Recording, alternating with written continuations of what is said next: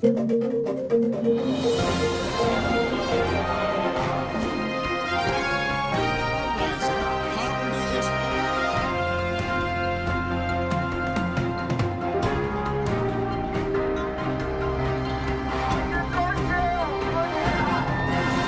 me an up-close and personal view.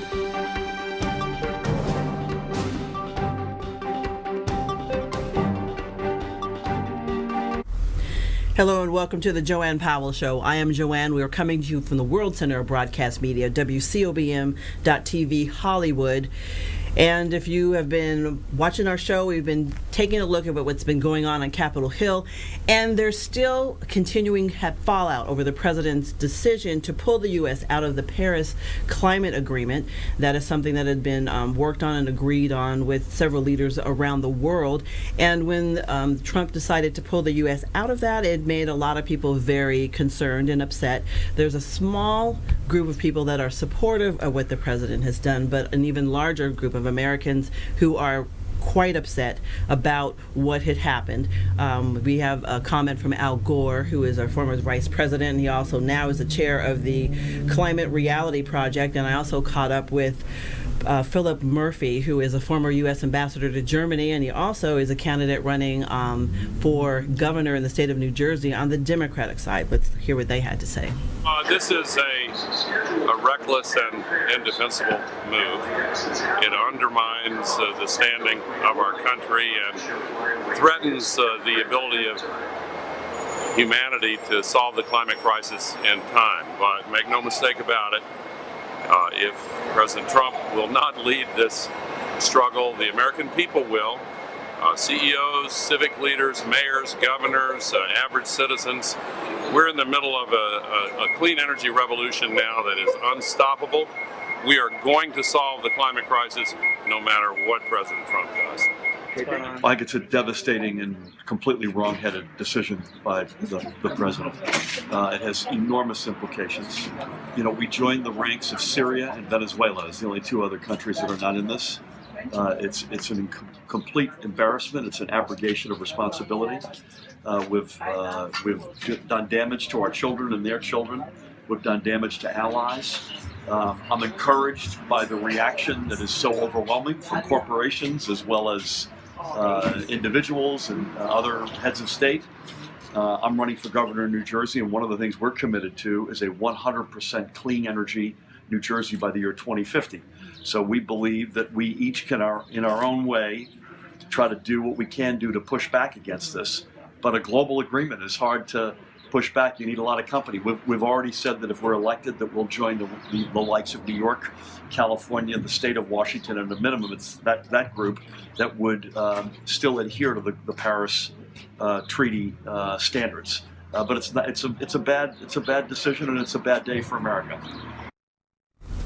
Many are saying, of course, pulling out of this agreement will be something that we will see for generations to come, and that is definitely a concern that everyone seems to have. Joining me now to continue the conversation is Bill Snyder, political analyst. Welcome back to the show. Sure. What are your thoughts about this? I mean, this is huge from a world perspective, and it's just kind of putting us the nation in a pretty predicament, because you have states like the state of California, Washington, and others who are not on board with this. This is not America First, which was Trump's slogan. This is America Alone, which is a very different role for the United States. It goes back to our traditional position of isolationism before World War II. We are stepping back from a world leadership role. Who's stepping in?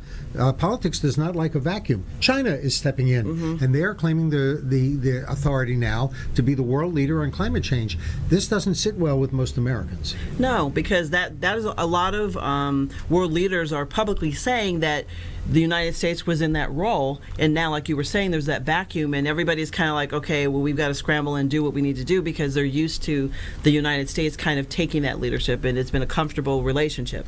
Since World War II, the rule in world affairs has been whenever there's a threat to international order or to humanitarian values, if the United States doesn't do something, nothing happens. Now, They're going to try to do something here on the issue of climate change without the United States. We'll see if anything will happen. But it does isolate the country, and it means that President Trump is outside the tradition of the United States in the world since 1949, since the foundation of NATO. And then it's also interesting that governors are kind of stepping up to the plate where the president doesn't seem to be stepping up. They're like, okay, you may be doing this, but this is what we're doing. And the state of California is considered like one of the top 6 countries of the world. So we have a lot, here in California. California is 12% of the country. That's 1/8 of America. But it's not a sovereign state. It's a state, and it can do a great deal to cooperate with the issue of combating global warming. But clearly the United States is stepping back, and that's damaging. And even in the, within the administration, there was division. Yeah. And, some of his key members didn't even show up for the announcement, just kind of, showing not liking what happened. But it's just overall, it's just, taking us in a direction. I don't think people voted for that initially when they, voted for Trump, specifically on that. Yeah, climate change, interestingly, has never really been a huge issue to Americans. But this is bigger than just climate change. Mm-hmm. Climate change, of course, is a very big issue. But to most Americans, this is the United States in a very embarrassing way, sort of stepping aside from the rest of the world and saying, we're not going to participate in this. We're not going to be a world leader. We're going to leave it to other people to do. That's something the United States has rarely done in the last 50 years.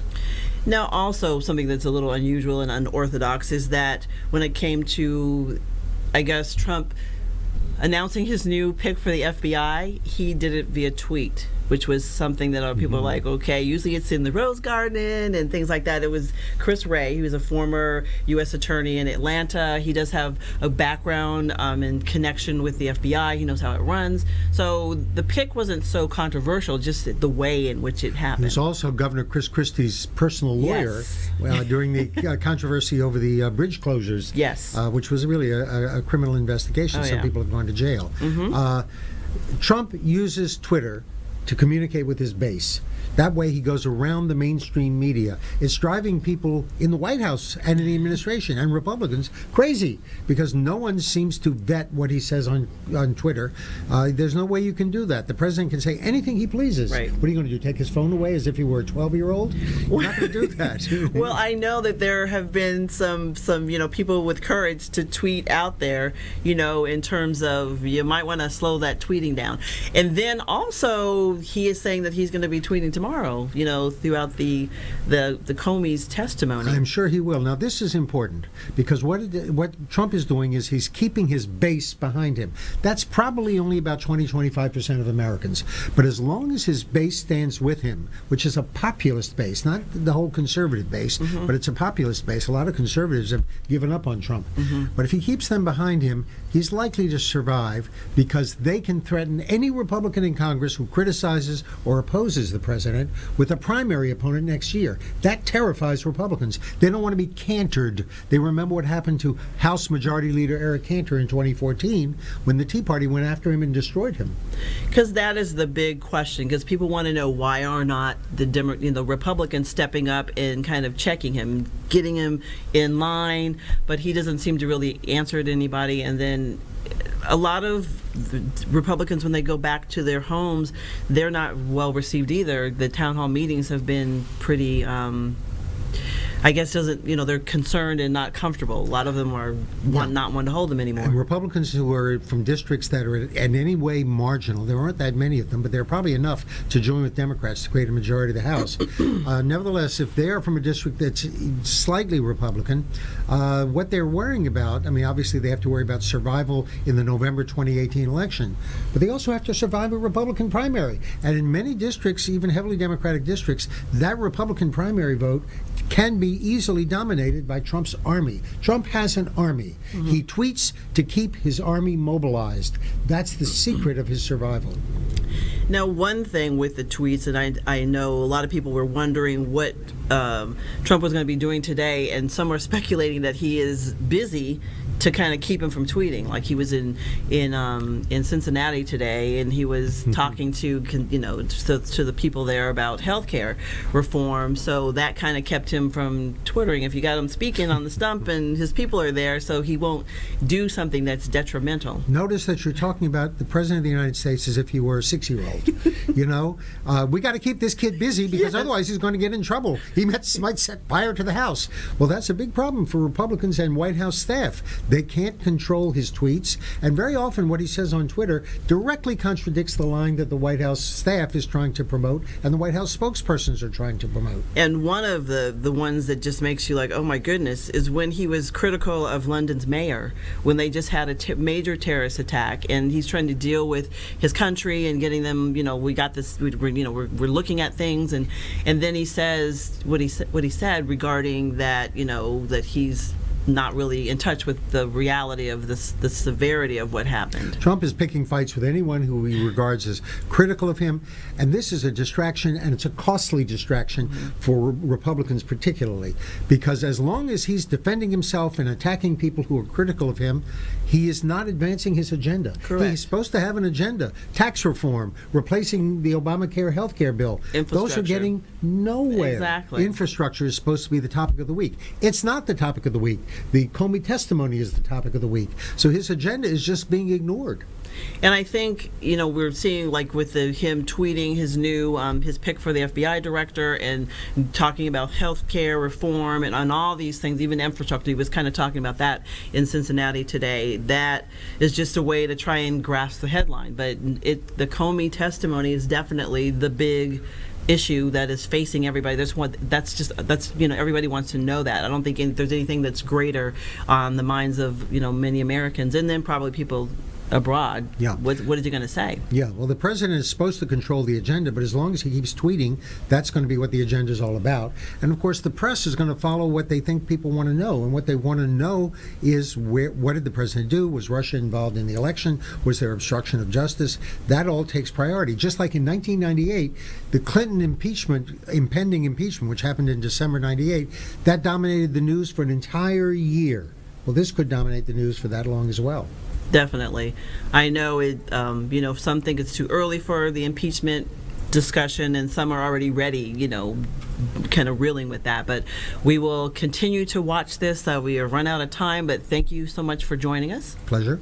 And if you are interested in watching Comey's testimony tomorrow, it is going to be 10 o'clock Eastern Time, and it will be at 7 a.m. Pacific Time. We will carry that live stream on the JoAnne Powell Facebook page. We will be right back. If you are an adult that began college and has not finished your college degree, let me put it to you straight.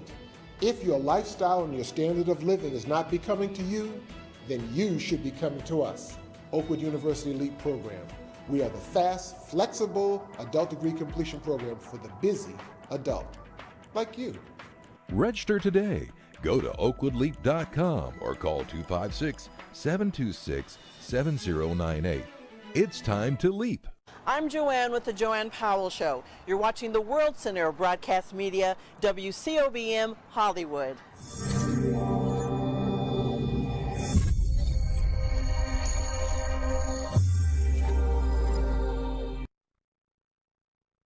Thanks to Oakwood University and the LEAP program, I have now a college degree. So to the Spanish-speaking members of this community who feel that the LEAP program is something you should consider, I would say, ánimo a la universidad. Considere el programa LEAP de Oakwood University. Go to oakwoodleap.com or call 256-726-7098. Seize the Day Scuba for your best scuba experience above and below the sea. You'll find friendly staff, experienced PADI certified instructors, and state-of-the-art scuba equipment and gear. Join our dive club and we'll help you plan memorable scuba excursions. Immerse yourself. Seize the Day Scuba, serving Southern California. Call 949-220-0500 to create your scuba experience. When I first started into the program, yes, I had doubts. I was really impressed with Oakwood University, with the faculty and the staff and the student body. It was a really good experience, and I would definitely recommend it to anyone who was thinking about going back and finishing their degree. Register today. Go to oakwoodleap.com or call 256-726-7098.